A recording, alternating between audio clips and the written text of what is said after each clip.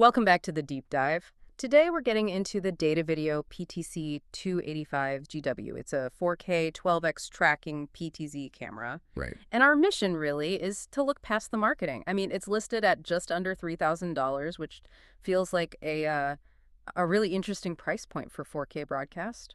It is, and I think that value proposition starts with one key feature, the simultaneous outputs. Okay, so what does that actually mean in practice? It means you have your HDMI 2.0, your 12G SDI, Yeah. and your IP output all running, all at the same time. Wow. You can feed a switcher, a monitor, and your remote control all at once.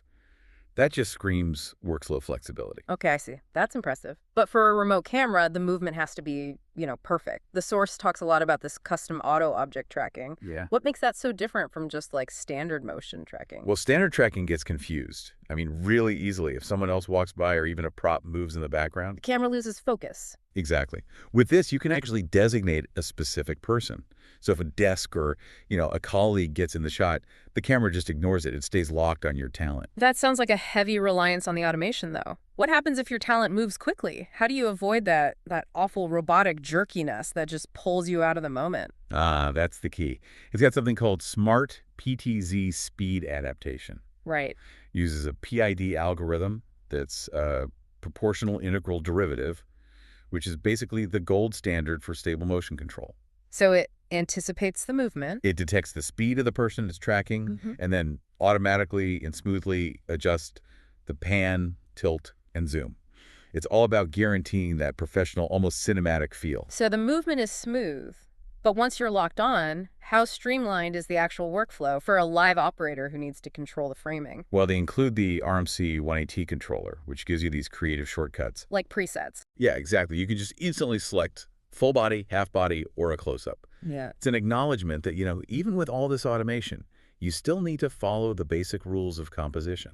That's the insight I was looking for. And the source actually dives into the artistry there a bit, the choice between centering someone for stability or placing them on the left or right third. It's a classic visual trick, right? For sure. Why does it matter so much in a live production? Well, putting your talent on one of the thirds, it uses the foreground space to show where they're looking or to suggest what might happen next. It kind of appeals directly to the videographer's creative side without making things complicated. It's where the automation meets the art. Speaking of meeting broadcast standards, tally lights, that's non-negotiable. Absolutely vital. Green for preview, red for program. It is and they also address tricky environments. Oh, light. Yeah, it has this advanced 3D noise reduction, so it only needs about 0.5 lux. That's pretty dark. You're getting a clean image. Okay, let's switch gears to setup, because for professional installs, simplicity is everything. And this is where Power over Ethernet, or PoE, comes in. And it's the good stuff, IEEE 802.3 So one cable for everything. One single CAT6 cable for both power and control. Think about setting up a multicam shoot. You're not looking for dozens of power outlets. It's a huge shortcut. And what about control protocols? Is it flexible? Totally. You have the traditional RS-422, their own DVI-IP system, and Sony Visca over IP. It's designed to slot into pretty much any existing system. So it's compatible? Very. And it has dual streaming outputs, so it supports protocols like RTMPS, which means you can stream directly to, say, YouTube and Facebook at the same time. And for the corporate world, what about video calls?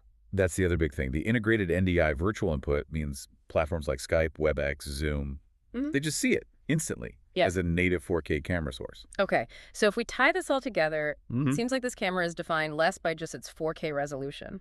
For sure.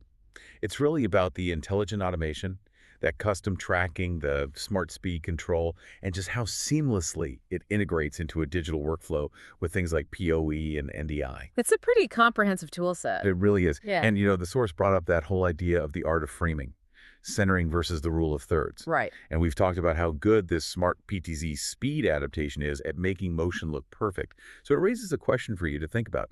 Does this kind of advanced, technically perfect camera automation ultimately influence or maybe even standardize the creative choices that videographers make in a live setting? Something to mull over.